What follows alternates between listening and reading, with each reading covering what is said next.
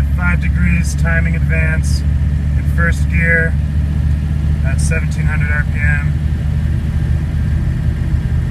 about 1900, 1800, and she's not bucking really too bad. There's a little bit of variance in the speed of the vehicle, but okay, foot off the throttle, coasting to a stop, clutch in, stopped. That was pretty good. Here we'll crank the wheel and take off.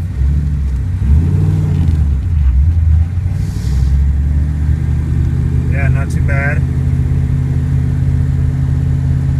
But first, I'm going at 5, maybe 10% throttle, not even, just barely. I'm gonna go up here and shift up into second. Okay, foot off the throttle and it's bucking really bad. Coasting now.